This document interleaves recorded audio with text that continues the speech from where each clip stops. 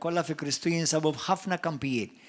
Nemmen jiena f'qalbi li l-familja fi Kristu jinsabu f'komunitajiet, knejjes, saqdiet, xuħut jintaqgħu ġo hotels, jintaqgħu ġo kampnar, jintaqgħu fuq suntir, jintaqgħu ġo gazin tal-banda.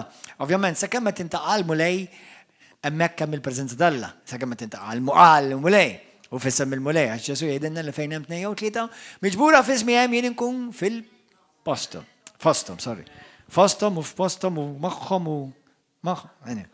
Amen. Imma nixtieq nagħmel parentesi. Number 1 dal-messaġġ ħajkun esklusivament għal dawk kollha li jħobbu l-Ġesu.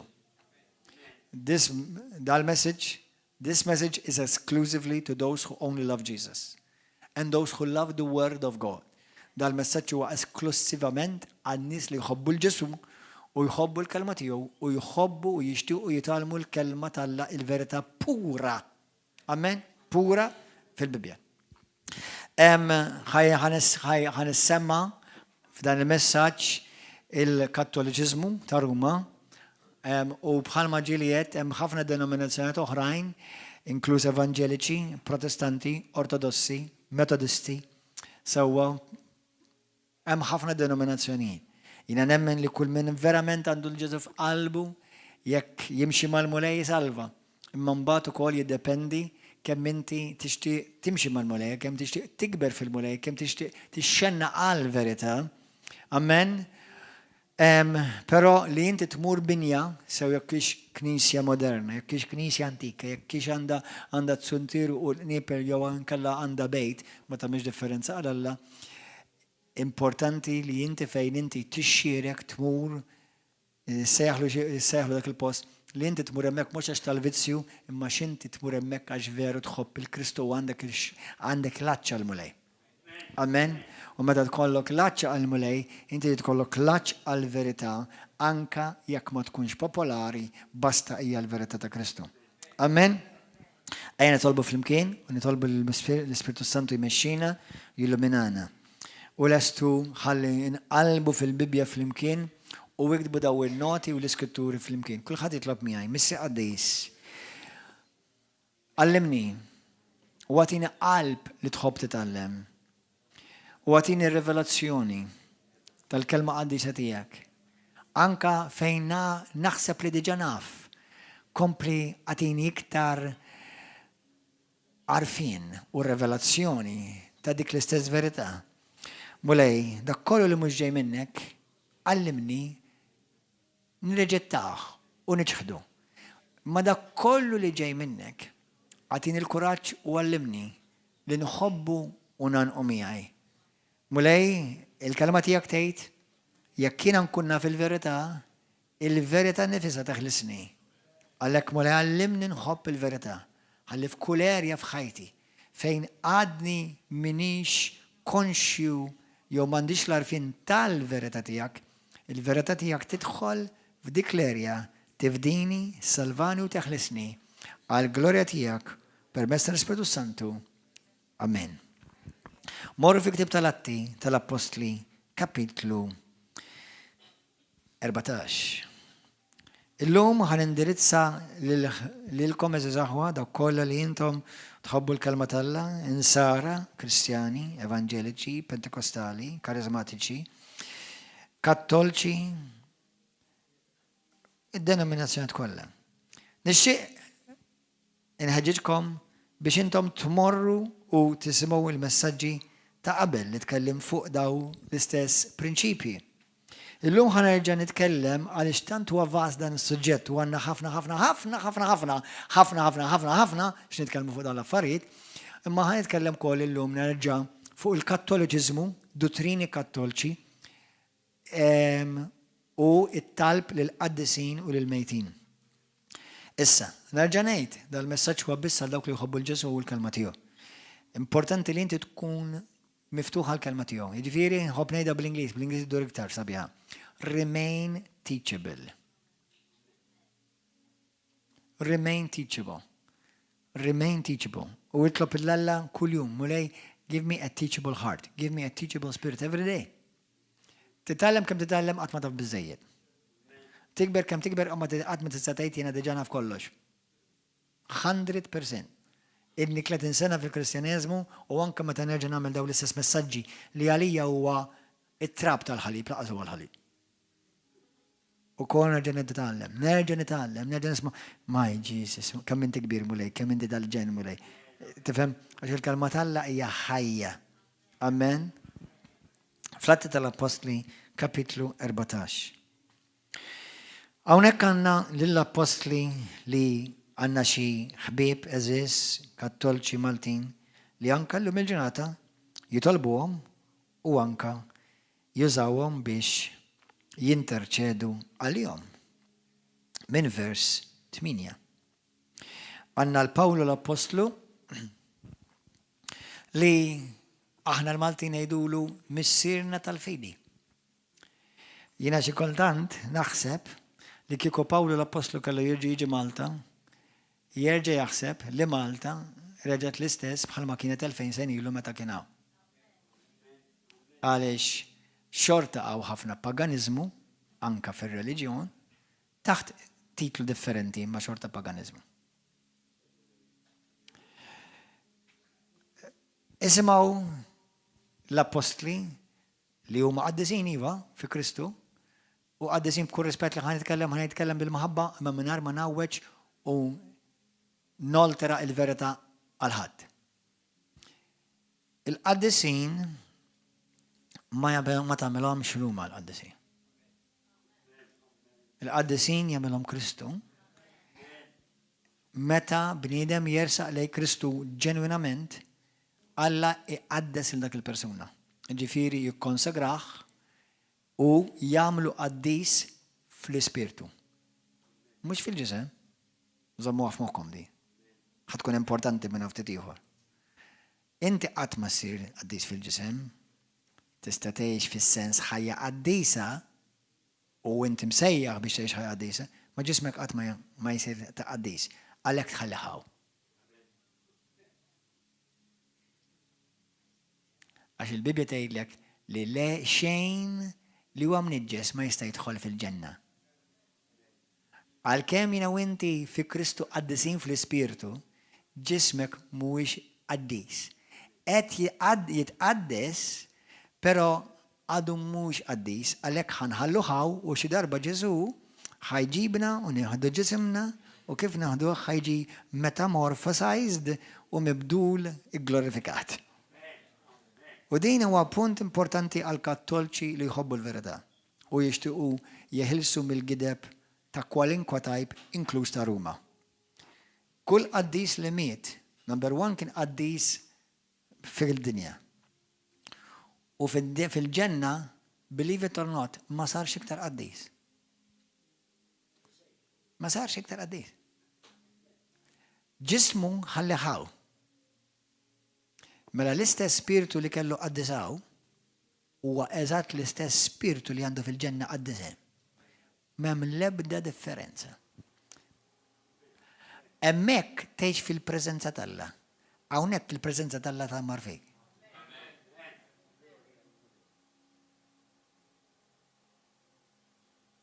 Di qed ngħidha għaliex meta jiena kont u qatt ma ħanerġa' nkun Kattolku ta' Ruma, l-eżiż saċerdoti Swit kienu jgħiduli li torbu l-qaddisin għax dawk huma iktar viċin Alla. Għejdli min minna l-iktar viċin Alla. Jew dawk li qegħdin fil-preżenza t'Alla, jew dawk li Alla qiegħed fil-preżenza tagħhom.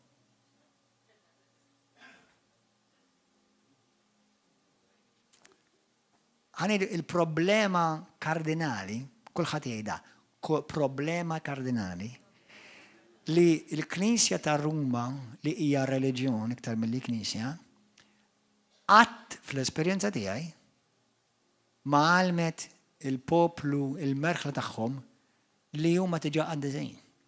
Imma dejjem għalmithom li għadhom midinbin. Allura daw jaħsbu li meta jmorru l-ġenna ħajkollhom xi graduation party. Il-graduation party ssir il-moment li tiltaqa' ma' Kristu titwiled mill-ġdid għax l-ispirtu tiegħek isir qaddis. Jekk ħadd ċabċ pat, ċabċu jipa kbira lil mulej, come on. Hallelujah. Amen. Ma il-Kattolċi ma jafux li ma qaddisin.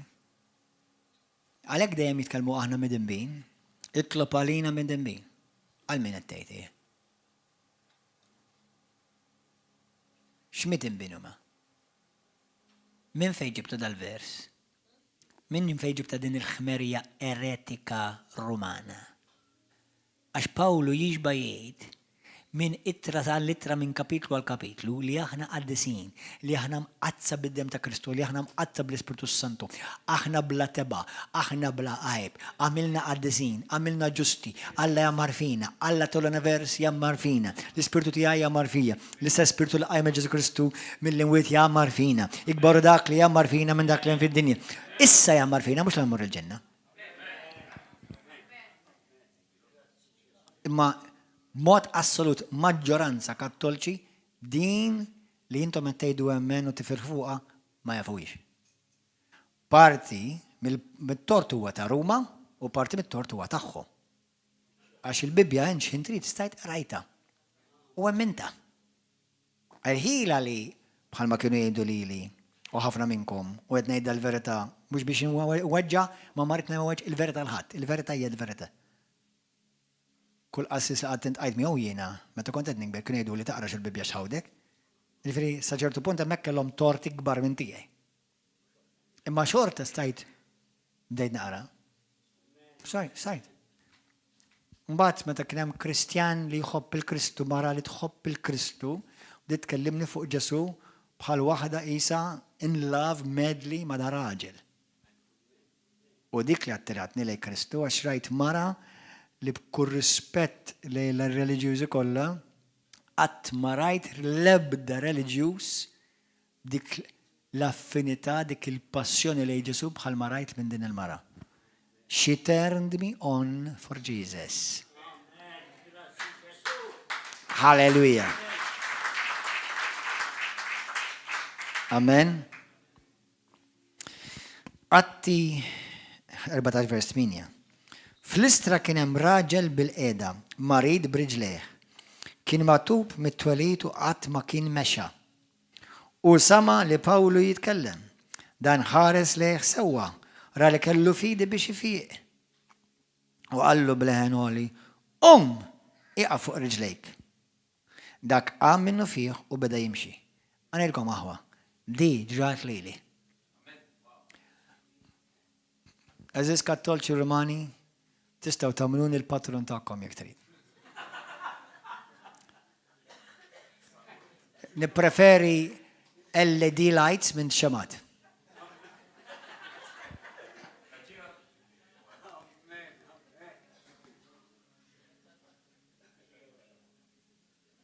Vera. Rajt nies u minn wheelchairs, rajtu. Mhux wieħed, xi tlieta jew erba' rajt, u minn wheelchairs. Rajt erba' minn nies, u minn ġew wheelchairs.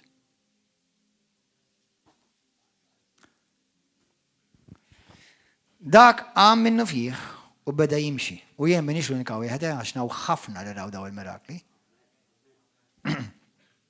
Ftakar Ġesu xjajt li daw kollha li jemnu imorru jxandu l-Vanġelu, ifejqu l-morda, ikeċċu xjati, nitkellmu bil-sna ġodda, u dawn is-senjali jisegwu l-daw kollha li jemnu.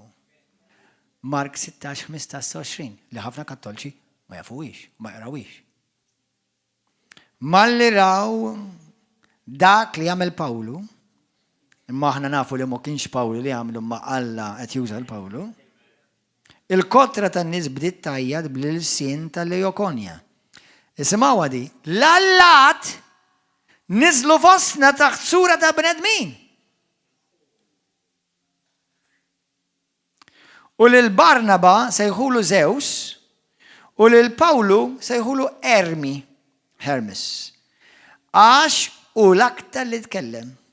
Il-qassis ta' Zeus daw ma' tempji pagani. U minnaw ġiet id-dottrina li l-kattolċi jitolbu l-qaddisin. Minnaw bdiet. Speċjalment qaddisin li mietu u marru il-ħajja li miss. Li ovvjament hemm assumption kbira li inti tittassumi li 100% daqjat il-ġenna. Imma għajna minn mort li qiegħed. Insibu fl-iskrittura xi ħadd jallimna jidgudana li għandna nitolbu il-qaddisin li mietu fi Kristu. Laqqas vers wieħed. Laqqas kunċett wieħed. Xejn, zero. Il-qassis ta' Zeus, da ma kienx kattolku, da kien qassis pagan, li kellu t-tempju tiegħu dejn il-belt, ġib fil-bib gniedes imżejnin bil-kuruni u flimkien mal-poplu rrid joffrihomlhom lil dawn l-apostli li huma qaddisin u ħafna kattolċi jitolbuhom illum bħala l-patruni qaddisin tagħhom joffrulhom sagrifiċċju. Malli semgħu dan l-apostli Barnaba u Pawlu ċartu l-bishom u resqu malajr lejn il-ġema u ħanejdilkom kattolċi eżiż maħbuba Maltin u għawċin. Ħanejdilkom xjallulkom l-apostli u qaddisin. Ħbib, hemm x'intom tagħmlu. X'intom? Hello? Anybody home? X'intom tagħmlu? Aħna wkoll bnedmin. Ngħixu u nħossu bħalkom. Bnedmin li ġejna nħabbrulkom l-Evanġelu biex tħallu dawn l-idoli firħa u dduru lejn Alla ħaj li għamel is-sema u l-art u l-baħar u kull ma fihom. L-apostli li aħna nemnu fihom li huma qaddisin u l-Bibja tgħidilna li huma u nemnu għadi dejjem xandru lin-nies iduru lejn Alla, mhux iduru lejn il-qaddisin. La lejhom u laqqas xi qaddis ieħor madwarhom. La preżenti magħhom u laqqas li xi ħadd li kien ħallihom u miet u mar il-ħajja li jmiss. Min fejn ġejja dil-prattika allura li bosta kattolċi ġew malma jitolbu għal-qaddisin biex jinterċedu għal-jom. Jew jitolbu magħhom, jew jidħlu magħna quddiem Alla. Kemm tagħmlu ħmerijiet u erażijiet. Tħabbix raskom bħalkom kont jien. Miljuni kienu bħalkom u ma baqgħux. U grazzi lil Mulej. Ħankomplu, ħanaraw xi ħaġa oħra. Atti 10. Atti 10. Vers 24.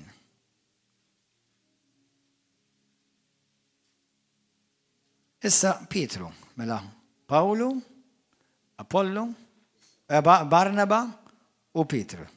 3 apostli daw. Min vers 24. Mela, l-għada qam u talaq magħhom u marru wkoll miegħu xi wħud mill-aħwa ta' Ġaffa minn fejn kien ġej Ħenriħin. Il-jum ta' wara waslu Sesarija. Kornelju laqqa flimkien lin-niesu u l-ħbibu u kienu qegħdinu qiegħed jistennihom, jiġifieri li l-apostli kien hemm Pietru. X'indaħal Pietru, Kornelju mar jilqa' lil Pietru li l-Kattolċi għalihom huwa l-Papa tagħhom li jiddispeċini ngħidilkom li qatt ma kien Papa u Ġesu m'għamel il-ħadd Papa. Imma Pietru qajmu mela da mar u quddiem Pietru u neżel qudiemu jagħtih qima. Jadorah letteralment bl-Ingliż tgħidlek. Pietru imma qajmu qallu jien bniedem ukoll. Jien bniedem ukoll. Meta bniedem jersaq lejn Kristu ma jaqafx ikun bniedem.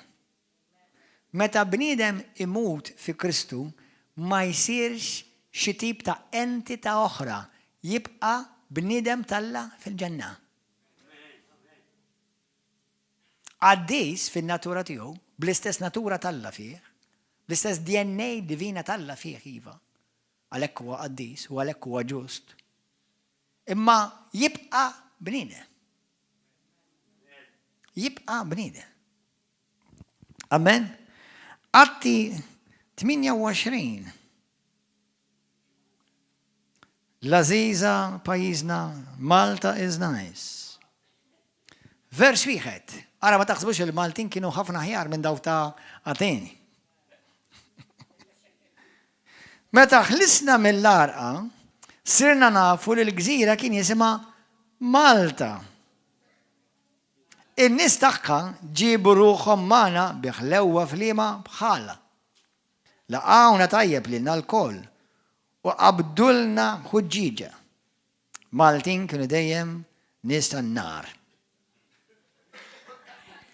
Għax kienet bdiet nieżla x-xita u kien il-bart. Mela Pawlu qabda skuk nieġfa u tafaħħhom fin-nar. Fi skuk kien hemm lifa li malli ħasset isħana ħarġet u qabdet ma'id Pawlu. In-nies il-Maltin kif raw il-lifa mdendla ma'id Pawlu idu bdew jgħidu wieħed il ieħor dan raġel żgur li qattil għax qatt li ħelisa mill-baħar il-ġustizzja ma ħallitux jgħix. Imma Pawlu bnedem talla mimli balla bl-ispirtu talla u farfar il-lifa minn ġonnar, mela farfar il-lifa minn ideħ għal ġonnar u ma ġralu xejn. U l-Maltin daqqa waħda bidlu reliġjon. Reġgħu bidlu reliġjon oħra. U għalulu, u ma stennew li se jaraw jintefaħ jew jaqa u jmut daqqa. Wara li damu jistennew ħafna u raw li ma ġralu ebda deni, bidlu ħsiebhom u bdew jgħidu li dan xi Alla. Għaliex Ruma hija mimlija b'talim kontra l-Skrittura, tikkontradixxi kliem Kristu, tikkontradixxi kliem l-Apostli, amma illum id-dottrina li qed nindirizzaw illum li diġà indirizzajta l-lezzjoni ta' qabel di, għaliex jgħidu malma jitolbu l-qaddisin. Issa hawnhekk qed ngħidilkom stejjer. Number 1, qabel il-Kristjaneżmu, il-kunċett ta' Alla wieħed ma kienx jeżisti. Il-kunċett qabel ma der il-Kristjaneżmu fuq id-dinja, kien hemm il-Lut, il-pajjiż Lut, dawk biss kienu fid-dinja kollha jadoraw Alla wieħed. Pija kienu kollha pajjiżi b'reliġjonijiet pagani jadoraw turrun allat ta' kull stil, kulur u ta' kull għamla. Sewwa kienu jużaw tista' sejħilhom demigods, nofs allat. Tista' sejħilhom deities, jgħidulhom xi tip ta' allat, xi tip ta' divinità. Kienu jħarsu lejn nies eroj li jarawhom biex jħarsu lejhom nies eroj tal-istorja u jitolbuhom biex jgħinuhom. Per eżempju, Allat żgħira Alla biex jitolbu għal għajnuna, għal gwida, għal protezzjoni, biex juruhom. Daw kienu jużaw il-reliġjon pagani, Malta kienet waħda taħta. Malta, bħalma naraw Pawlu meta ġie Malta kienet pagana. Kienu jadoraw Alla, ġifieri biex il-Pawlu f'daqqa waħda bidlu femdu, f'daqqa waħda qalulu dan Alla, ma kienx xi ħaġa ta' barra minn hawn, kienet normali li tista' tara xi Alla mixi fl-art. Sewwa? Allura x'għandna? Għandna li meta l-Kristjaneżmu beda jitħallat u jinfirex madwar l-Ewropa li kienet miżawda u okkupata u maħkuma minn reliġjonijiet pagani taru xmata Allat, Alla tax-xemx, Alla tal-gwerra, Alla tas-sess, Alla naħseb dak paċi fil-qiegħed. Alla tal-flus, bis-serjetà ngħidilkom, Alla tal-qawwa, Alla tal-politika, Alla tal-maltempati, Alla tal-baħar, Vera tam, Alla tax-xmara, Alla tal-fertilità, Alla tal-prosperità, Alla tal-dak li jipprodeġini, Alla tad-dar. Issa daw kienu kollha Allat. Demigods. Kollha Allat. Allora meta l-Kristjaneżmu beda jinfirex madwar l-Ewropa, sa dintom bdidu tifmu. Għax inti tibda tgħid imma allura kif kienu daqshekk ċeki daw? Kif kienu daqshekk ċe li jibbilaw daw id-dottrini bħal mazzun? Għax il-Bibja ma kienieċ available bħal mija available illum. Number one, il-maġġoranza tan-nies dak iż-żmien ma kienux jaqraw. Il-ktieb ma kienx xi ħaġa komuni. U l-unika nies li kienu jafu jaqraw xi ftit kienu nies li huma tal-iskola u ta' ħafna flus. Allura meta tinfirex il-Kristjaneżmu, ħadd ma kellu xi Bible app ħannara xi tgħid il-Bibja? Jew xi Bibja f'idejh jgħid ħannara fejn issiba di. Għax ikun kellu Bibja ma jafx jaqra. Allura kienet faċli biex inti tiżvija n-nies b'dottrini folots u ħadd ma jinnota u ħadd ma jagħmel question mark. Sena ftit. Dak li tgħid mhux tajb ta' Fuq xiex, fuq il-ma bażi. M'għandix biex nibbekja, ara llum le. L-Iskrittura titkellem fuq l-aħħar ta' żminijiet li iktar ma jersaq lejna Ġesu, il-miġġa tiegħu, iktar jiżdied l-għarfien. Għalhekk illum il-ġurnata ħadd m'għandu skuża. Malta għawdex m'għandi skuża. Għax apparti li llum il-ġurnata għaw fuq 40 knisja Kristjana, hemm Gordon John Manxia kuljum jippriedka fuq it-televiżjoni. U ilu sejjer hekk 15-il sena. Fuq kuljum ta' fuq it-televiżjoni. Dik hija miraklu da. Għatifmu? Allura illum il-ġurnata inti jekk trid, illum inti titkun ignorant għax apposta. Għax trid apposta tkun ignorant. Xepija, ħadd ma mandu għalfej kun ignorant illu. ħadd ma jsejt ma nafx. Allura għalhekk daw id-dottrini, meta inti l-Ewropa kienet miżawda b'daw l-allat folots u l-Kristjaneżmu qed jinfirex, minflok neħħewhom kollha daw l-idoli u dottrini folots, irreplacjawhom b'ismijiet oħra. Kontu tafu għadi? Irreplacjawhom b'ismijiet oħra. Minflok issa namlu Jupiter, namlu insejħulu Pietru. Dak jixbħu naqra li Pietru, dak l-lum Pietru. Tifmu? Bis-serjetà. Għattifem?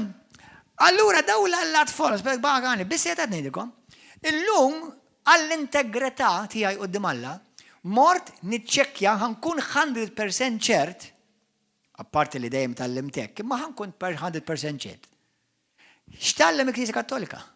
M'hemmx vers wieħed li l-Knisja Kattolika fuq website uffiċjali Kattolika li x'imkien il-Bibja tindika bl-aktar mod ċar li aħna suppost nitolbu l-qaddisin biex interċedu għalina. Imkien, imma xorta għadhom jgħalmuha. Għalkemm naħseb naqset fil-popolarità. Imma xorta għadhom jgħalmuha. Għadhom ma nnegawix. Din ingasala la reċenti iċ-ċajl qed id-dottrina ta' il-qassisin iridu jiżżewġu.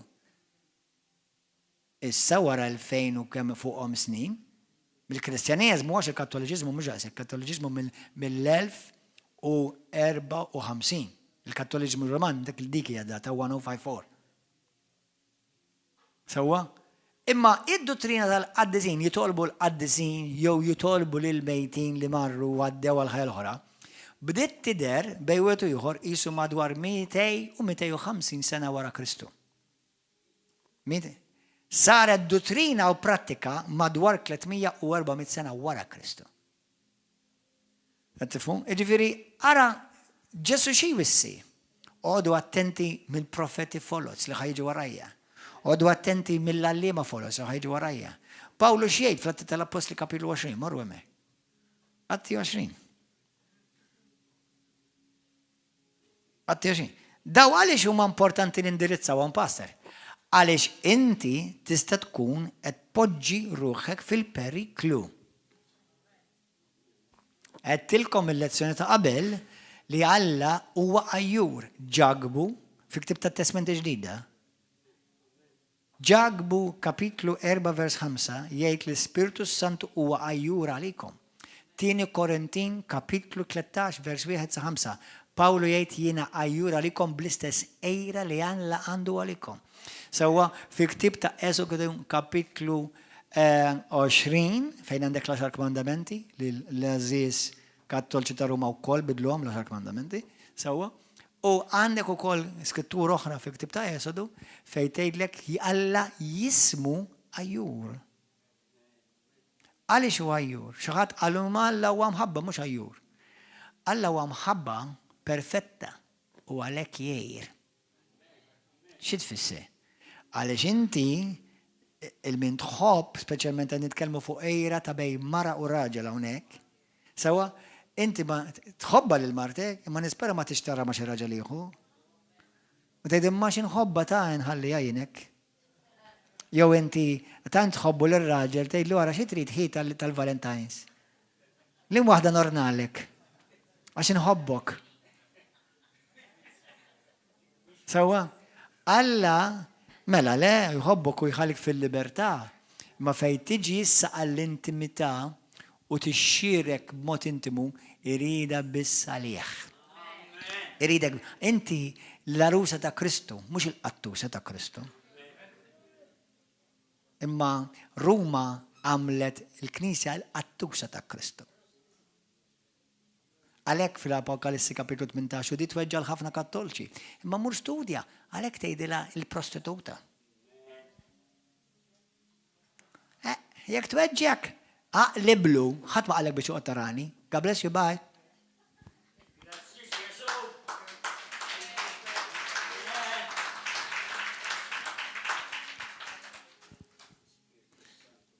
That's it. Sewwa? Atti tal-Apostoli 20, vers 28-27.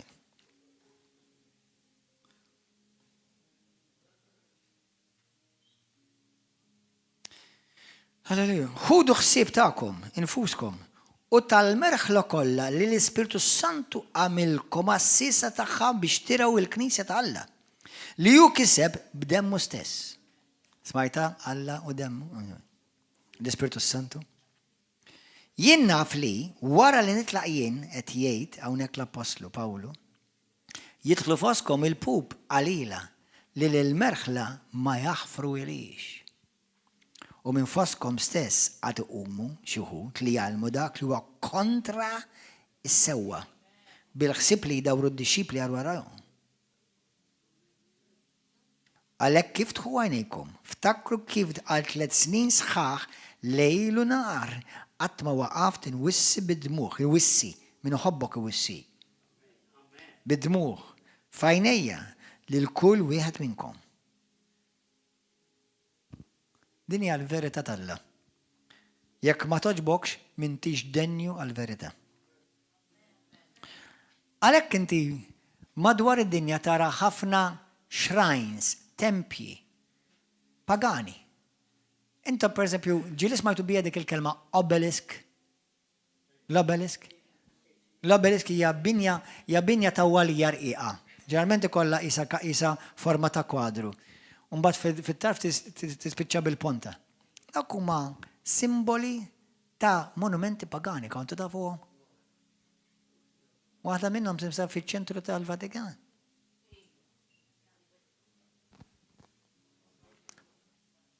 Mur studja l-profezija tara xtejt l-iskrittura fuq il-Vatikan x'inhu ġej.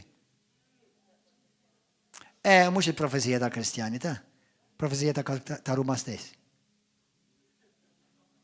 Għad mhux xejt, imma x'intom l-profezija tagħkom stess mur studja.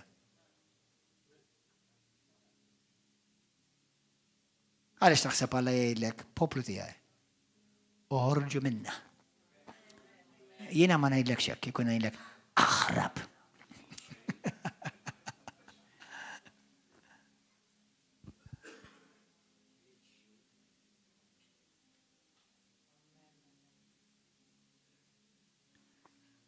Il-mistoqsija tiegħi hija lejk lilkom li tħobbu l-verità. U lilkom kollha li tisimgħu u bqajtu tisimgħu. La bqajt tisma' sinjor li tħobb il-verità. Meta ħatejt enough. Ma rridx nittollera iktar gideb. Ma rridx nittollera gidb oħra. When is that going to... When will that come into your life when you say, enough is enough? When?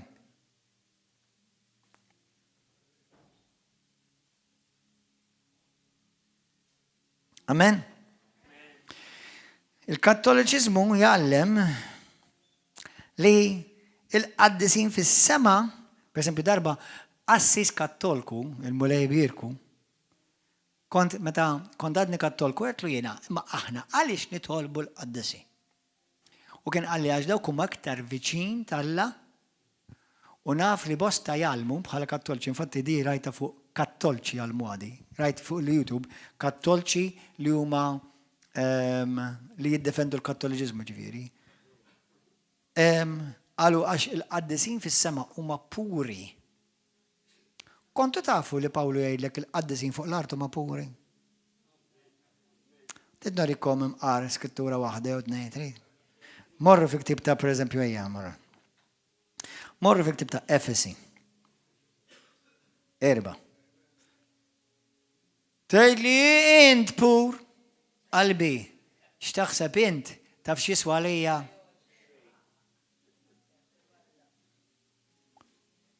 Zero. You are completely irrelevant to me.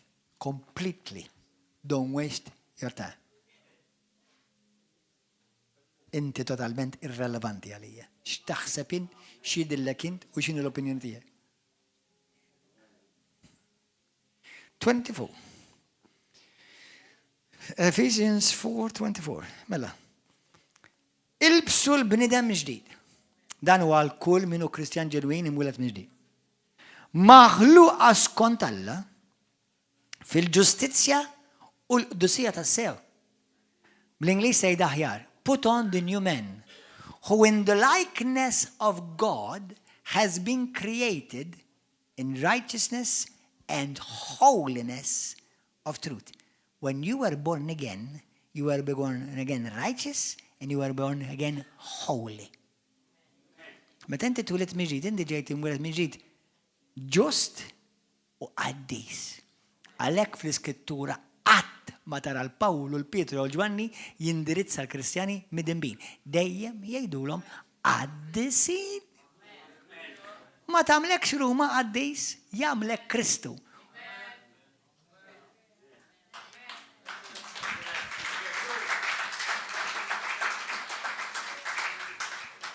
Ħanorikom oħra, By the way, jek taqraw l-ittri ta' Pawlu, l-ħin kollu, kontinuament. Sewwa? Kolossi, fejn qedtilkom ħammorru? Mela l-ewwel rajna Kolossin, ħammorru Kolossin issa. Kolossin wieħed. Isma' wadi. Vers 20. Mela, vers 21. Intom ukoll kontu l-bot minn Alla u għedewa kontu tiegħu minħabba l-ħażen ta' ħsibijietkom u għamilkom. Immissa, meta? Għaliex, ara ħanilkom. Bimħabba b'rispett bħala umanità, rispett.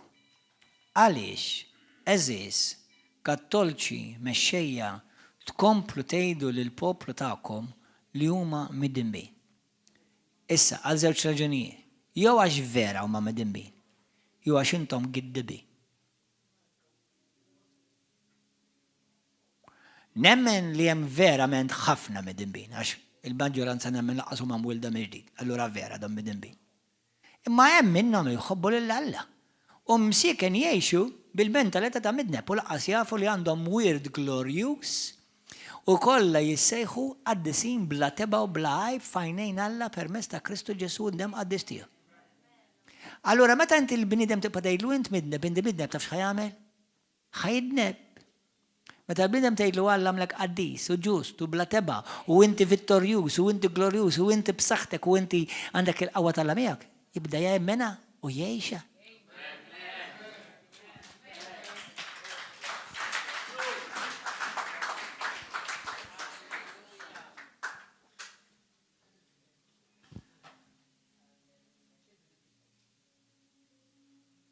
Bimħabba, jiena m'għandi xejn personali lejn l-ebda persuna. Ma għandix interess. Qalbi safja li ma nobot il-ħadd. Imma l-gideb nabborriħ. Dak mhux naboddu biss, dak nabborriħ.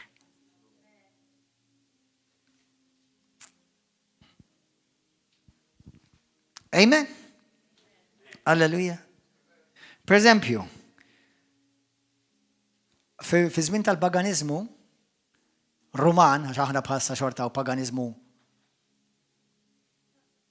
ta' Ruma, kellhom waħda jisimha Diana. Kienet il-patruna ta' dawk kollha li jħobbu l-sports. Illum Ruma għamlet patrun ieħor jismu San Hubert. Għal dawk li jħobbu dawk li huma fil-mediċina, tobba, nurses. Għandkom il-nurses, għandkom dal-qaddisara. Jismu San Cosmos. Sawa? Alleluja. Għanda il-Santa Antonin. Tiftoħru Santa Antonin?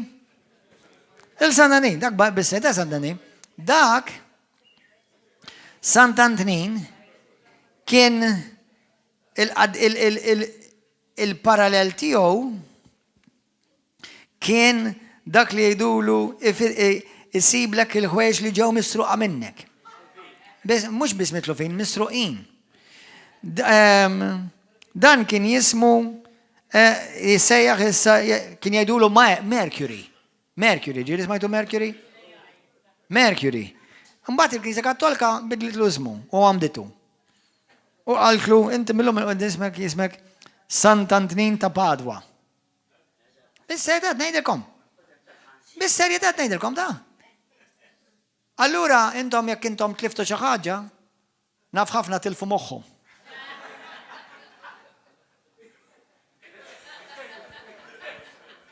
Ma nafx li ma qaddix jeżisti. Naħseb Sambullaw.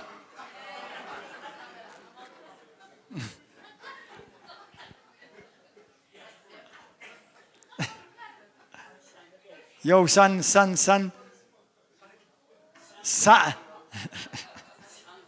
Somma. Sansun. Anyway.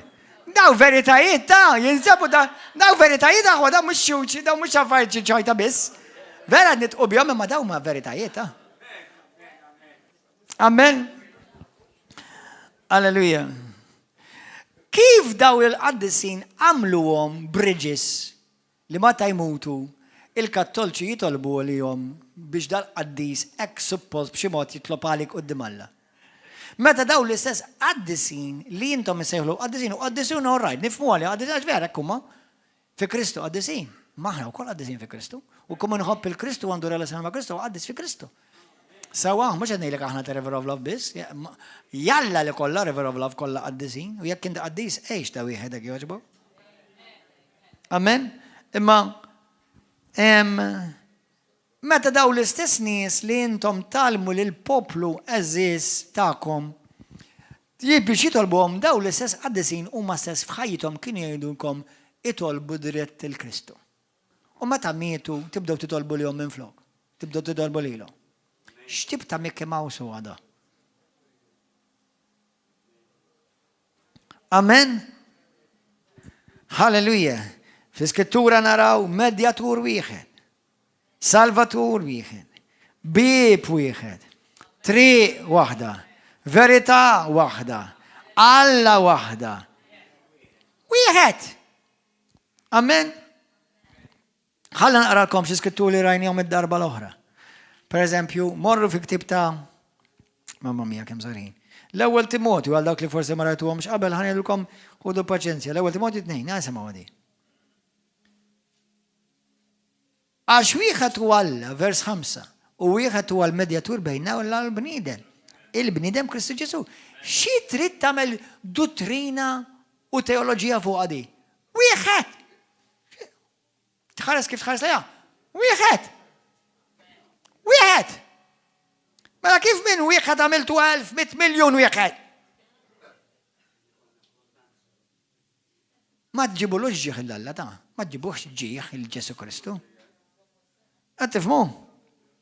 Jekk għandkom per eżempju Lut, malaj rejja Lut. Lut kapitlu 7. 25. Halleluja. Għalek aħna nemlu li Ġesu Kristu waħaj. Issa, intom kontu tafu għaliex important, tafu għaliex Ġesu. Apparti, hemm talim sħiħ fuq rigward id-dem ta' Kristu u ħanitkellmu forsi fil-ġimgħat li ġej fuq. Imma apparti minn dak, il-biċċa xogħol intom tidu tifhmu dan, morru tidu taqraw Efesin 2, għalkemm tista' taqraw it-Testament ġej kollu. Bejn Alla u l-bniedem kien hemm firda. Kien hemm dak li jgħidulu asma. Kien hemm mewt, kien hemm dlam, kien hemm asma, kien hemm ħajt, kien hemm firda kbira bejn Alla u l-bniedem. U l-ebda bniedem ieħor ma seta' iġib dak il-bridge, dik il-laqda, ma ħadd. Għalhekk Ġesu biss seta' jġibha dik il-laqda, għalhekk Ġesu biss it-triq il-ħajja u l-verità, ħadd ma jmur għand il-missier jekk mhux permezz tiegħu. Għalhekk Ġesu Kristu biss huwa l-unika medjatur għaliex. Għax tgħidha l-Bibja, imma għaliex iktar. Għaliex Ġesu huwa l-unika wieħed li jġorr iż-żewġ naturi kompluti. Huwa 100% Alla, huwa 100% bniedem. Għalhekk jissejjaħ sew bejn il-bniedem u sew bejn Alla.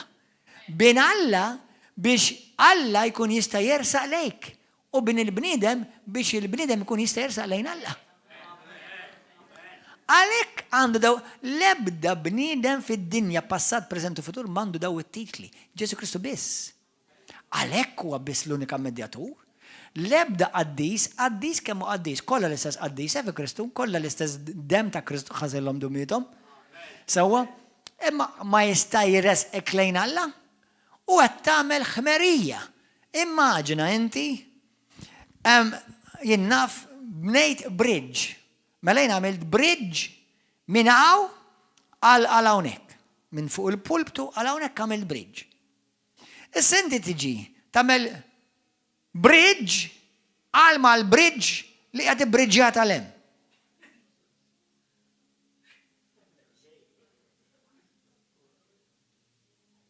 Qed tikkrea bridge mal-bridge li diġà jeżisti.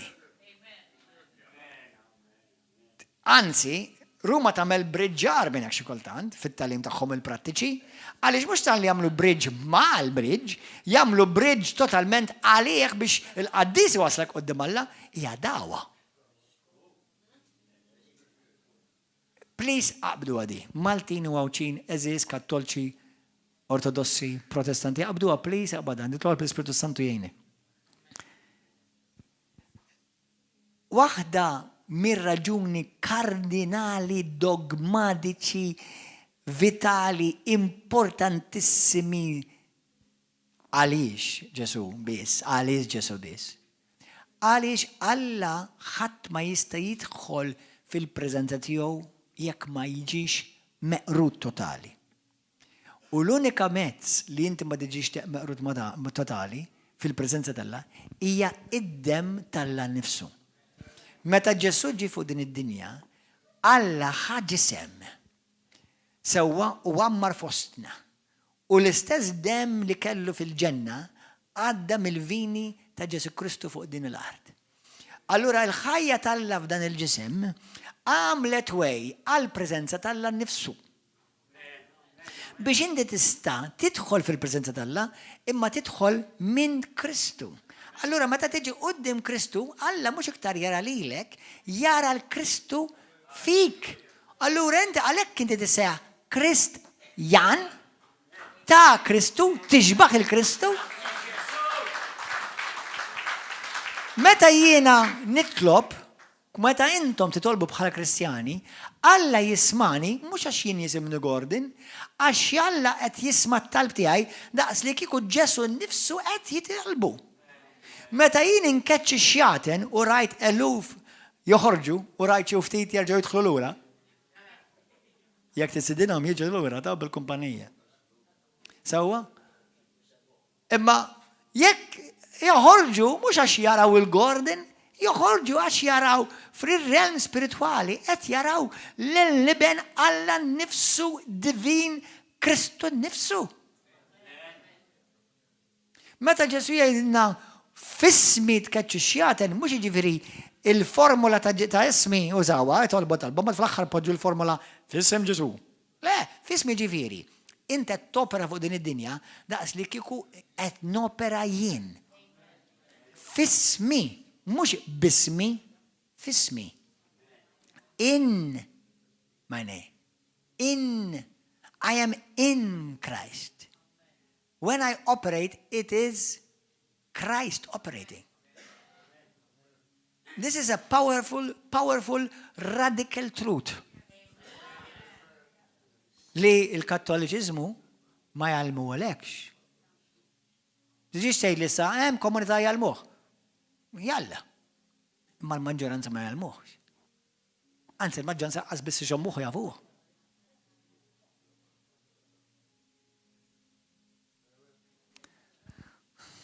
Tifhmu? Halleluja. Grazzi Ġesu. Mela, Lut, 7:27. Għalhekk ukoll huwa jista' jsalva għal kollox il dawk li bih jersqu lejn Alla. Jista' jsalvak għal kollox. Mhux jisalvak biċċa mbagħad tittamel biċċa l-oħra fil-purgatorju li ma jeżistix anqas. Jisalvak għal kollox. Lil dawk li bih jersqu lejn Alla. Inti tidkom kompletament salvat, żgur li insalvat, totalment li inti salvat, kun taf li 100% nubita kollha 100% maħsula. Bih biss. B'Ġesu biss. Mhux Ġesu plus, għax huwa insult.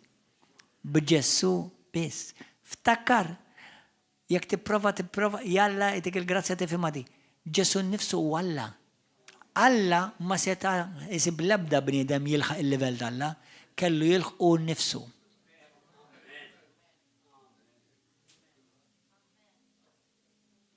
Għalhekk biss permezz ta' Ġesu, għax Ġesu nnifsu huwa Alla li jista' kollox Apokalissi 1:8-18.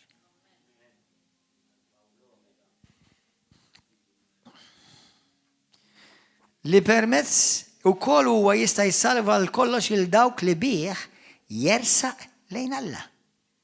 La darba hu jibqa' għal dejjem.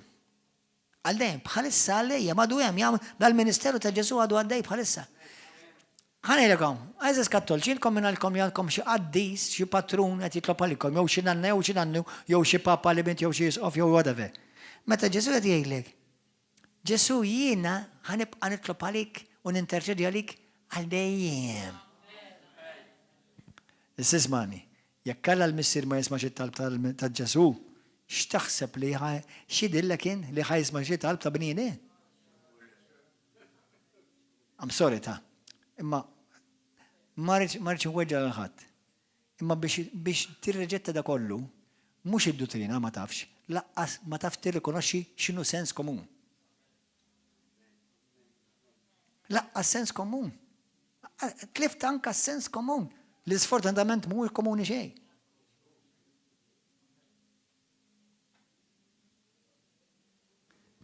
Ġesu jibqa' jitlob għalija. Le, ħadd ma jitlob għalik qalbi qabel il-mewt. Ġesu jitlob għalik. U għadna qassemmejna ħafna l-Ispirtu Santu.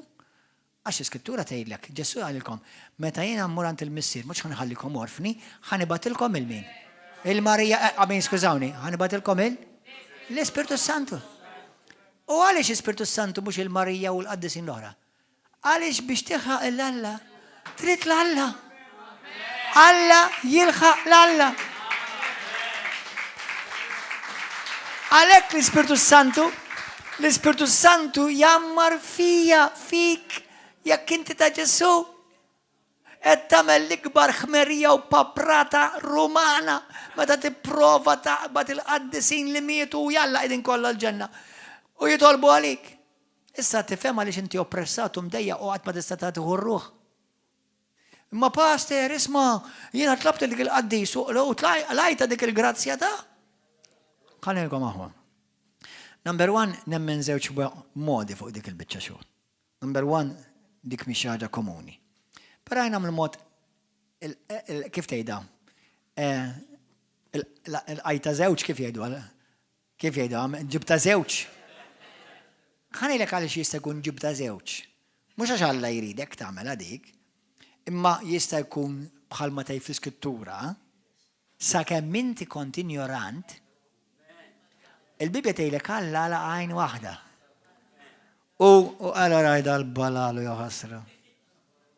Imma għandu qalbu rajta, miskin mhux qed jagħmel hekk għax ribellus jew għax jobodi, hekk jafu miskin hekk ġie mgħallemu. Imma ismani, issa għans li tisma' l-verità Alla feda ħajnejh beraħta. Issa jaf li m'għandek skużi issa l-verità jaf li tafa. Allura inti issa tbida jekk inti tkompli titlob il-qaddisin wara dat tal-im kollu inti taf xi tagħmlu lil Alla qed tisfidah. You are defying God. The blood of Jesus, the Holy Spirit of grace, and you are in serious danger now. Għax issa mhux ma tafx iktar, issa taf u inti arroganti u għandek gburija reliġjuża milli tmil qalbek lejn Kristu tgħidlu għamel minnek li trid int skont kemm tek ħajsir minni.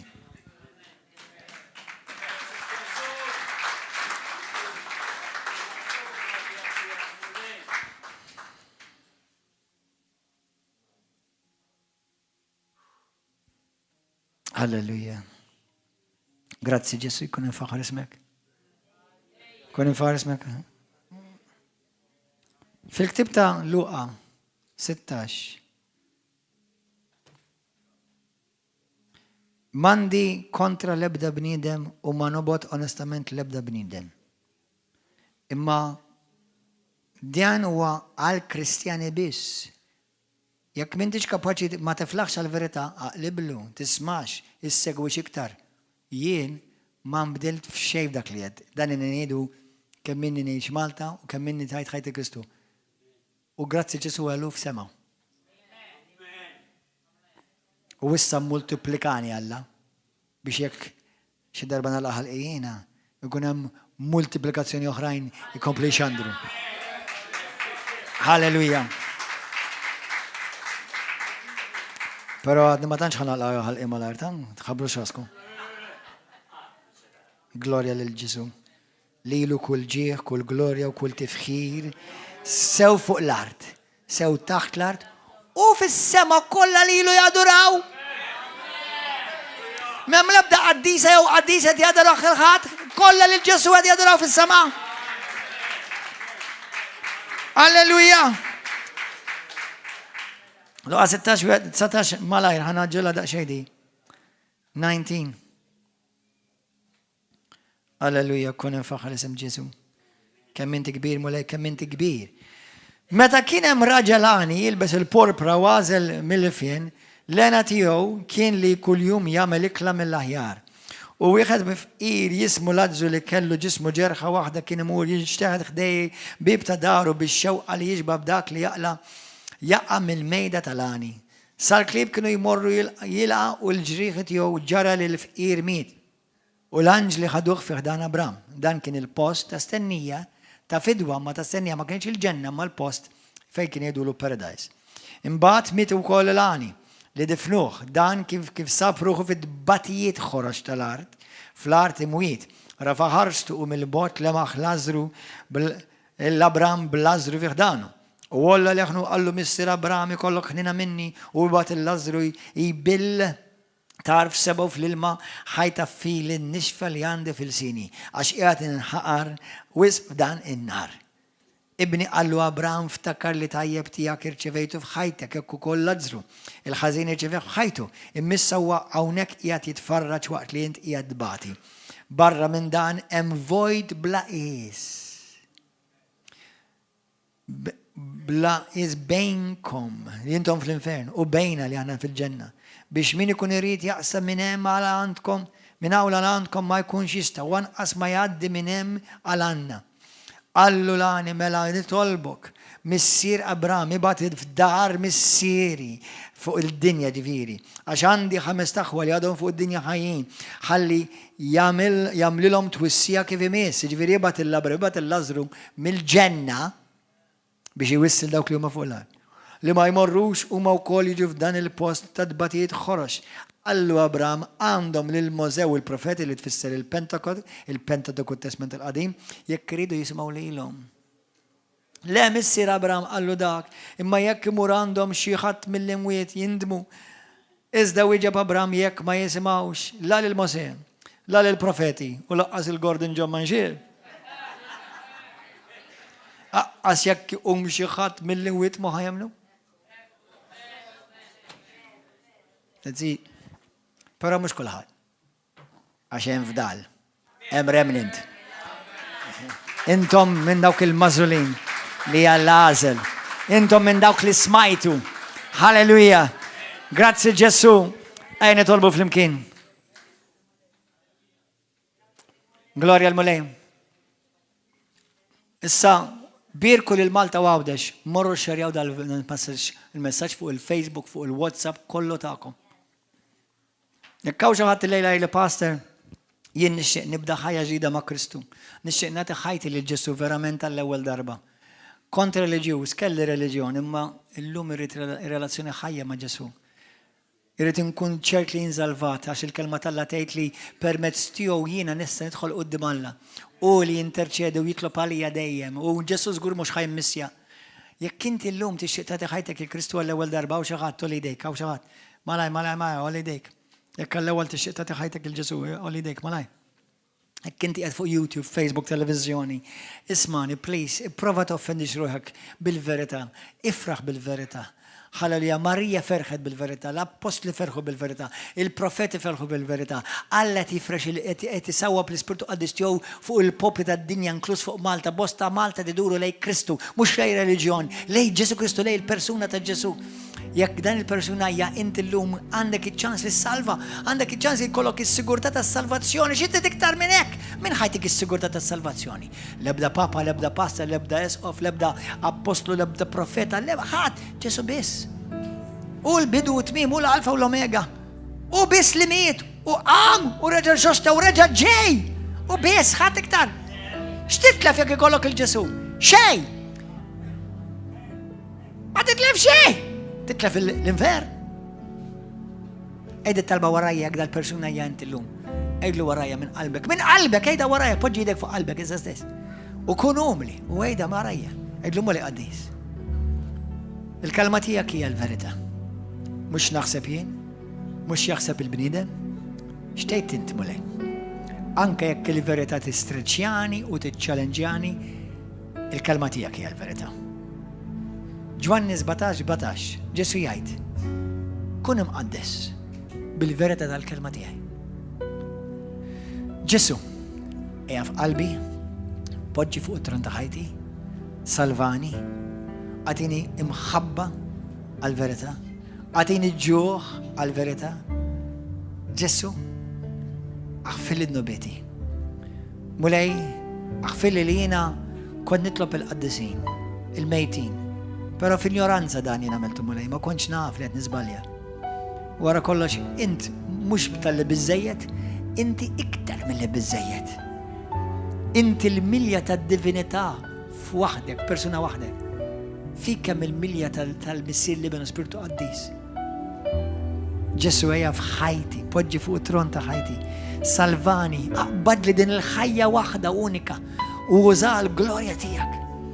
Kisser kull biża minn fuq ħajti, kisser il-biża milli xjajt il-bniedem, kisser il-tradizzjonijiet tal-bniedem, kisser il-ħakma tad-dub minn fuqi u imlini bl-Ispirtu Santu.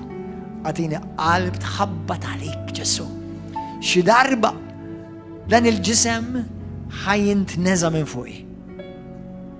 U jien fl-Ispirtu tiegħi ħankun preżenti miegħek għall-eternità. Abba missi, grazzi ta' bnek Ġesu. Grazzi tal-li ħfir li nubieti kollha. Jina minn qalbi kol naħfer, il-kull min weġġani, il-kull min kien inġust miegħi, il-kull min kien kattiv miegħi, il-kull min insulentani u gideb fuqi. kun inġust miegħi mula naħfrilhom minn qalbi dak li jagħmlu mhux li jagħmlu huma għalihom infushom. Għalhekk naħfrilhom u nitolbok biex inti tħenna lihom u tiftħilhom għajnejhom ħalli jiskopru l-imħabba glorjuża li inta għandek għalihom. Ġesu użani għall-glorja tiegħek. Millum il-qudiem jien niddikjara minn fommi fil-preżenza tiegħek missier, fil-preżenza tal-anġi tiegħek u l-qaddisin kollha li hemm fis-sema fuq din l-art dawk kollha qed jisimgħuni u dawk li qed jarawni. Illum jien ta' Ġesu Kristu. Illum jien ta' Ġesu. Niġħad lid-demonju. Niġħad kull gideb. U x'inhu? Niġħdu. Irrid il-verità tiegħek. Akkosta kollox irrid il-verità tiegħek. Mulej, inti l-mulej tiegħi. Inti Alla tiegħi. Inti s-Salvatur tiegħi. U qalbi hija tiegħek mulej. Millum il-qudiem. F'isem Ġesu Kristu ta' Nazaret. Amen.